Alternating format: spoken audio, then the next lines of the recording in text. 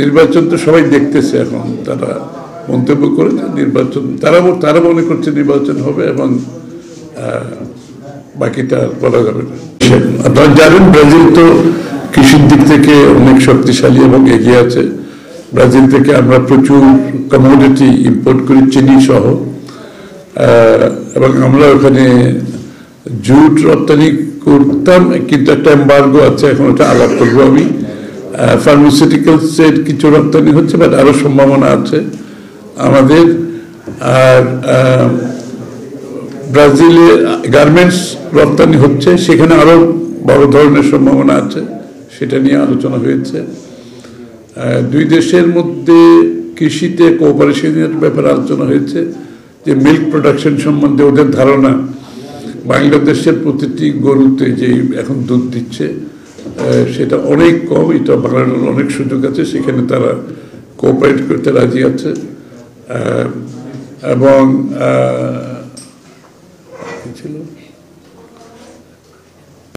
খেলাধুলা, স্পোর্টসের ব্যাপার, এটা নিশ্চয়ই আপনারা সবাই ইন্টারেস্টেড। স্পোর্টসের বেলায় কোঅপারেশনের আমরা রেজ করেছি, যে ব্রাজিলিয়ান কোচ টোচ এনে এখানে আমাদের বাংলাদেশের ফুটবলটাকে আরো কিভাবে ইমপ্রুভ করা যায়। এটা এম্বার্গো আছে জুটের উপর, সেটা তাদের প্রোটেকশনের জন্য। তারা কিছু জুট প্রডিউস করে, তো তাদের জুটের উপর প্রোটেকশনের জন্য বাংলাদেশের জুটের উপর একটা এম্বার্গো দেওয়া আছে, সেটা তোলার জন্য আমরা বলেছি তাদেরকে, আমরা অনুরোধ করেছি, কারণ তাদের যে জুট, যে পরিমাণ জুট হয় সেটা তাদের জন্য যথেষ্ট নয়। সুতরাং বাংলাদেশের জুট ওখানে ওই ধরনের বন্ধ করার কোনো সুযোগ নাই। সেটা হয়তো আরো লবিটা আরো ভালো হওয়া উচিত ছিল বাংলাদেশের পক্ষ থেকে। তো আগামী দিনে আমরা বলেছি সেটা আমরা আলোচনার মধ্যে এনে সেই এম্বার্গোটা তুলে দিলে আমাদের জুট রপ্তানি বাড়বে, গার্মেন্টস যদি বাড়ে, ফার্মাসিউটিক্যাল যদি বাড়ে, তাহলে ব্যালেন্স অফ পেমেন্ট লেভেল হবে, অথবা আমাদের পক্ষেও আসতে পারে। আর এই দেশে তাদের বিনিয়োগের ব্যাপারে বলেছি, বিশেষ করে এগ্রিকালচার এরিয়াতে, এবং তাদের ইন্টারেস্ট আছে। আমি যে বললাম যে দুধ, আমাদের দুধ প্রোডাকশনের জন্য তাদের একটা ইন্টারেস্ট আছে। গবাদি পশুতে ব্রাজিল অনেক এগিয়ে আছে, কমোডিটিতে এগিয়ে আছে। এইসব জায়গায় তাদের কোঅপারেশন আমরা পেতে পারি, কাজ করতে পারি একসাথে।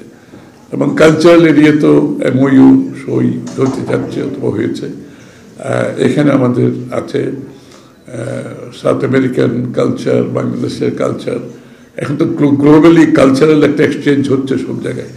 আমাদের কিছু ছেলে মেয়েরা সেখানে পড়তে গিয়েছে ইতিমধ্যে, সেটাও মেবি এগ্রিকালচার এরিয়াতে যদি সেই এডুকেশনগুলো আমরা দিতে পারি, তাহলে তারা ফেরত এসে আমাদের এগ্রিকালচার সেক্টরে কন্ট্রিবিউট করতে পারে। এই তো ভাবতে কিছু নেই বলতে।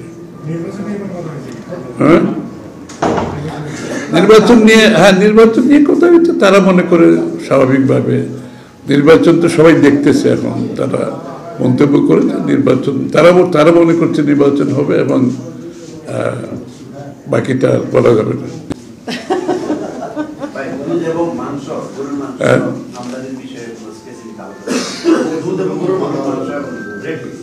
রেড মিট তারা এক্সপোর্ট করতে চায়, তারা এখানে ওয়্যার হাউস করতে চায়।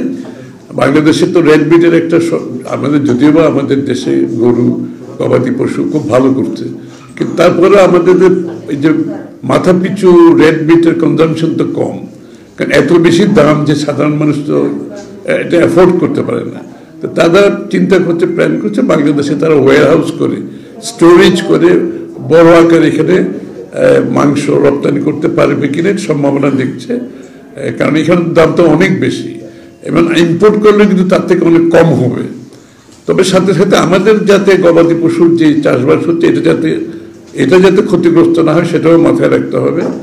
এবং তারা সাথে সাথে এখানে টেকনোলজি ট্রান্সফার করতে চাচ্ছে, তারা রপ্তানি করে মিট ক্রমান্বয়ে এই মিটগুলো যাতে বাংলাদেশে কম খরচে প্রোডাকশন করতে পারে কিনা সেটাও তারা ভাবছে।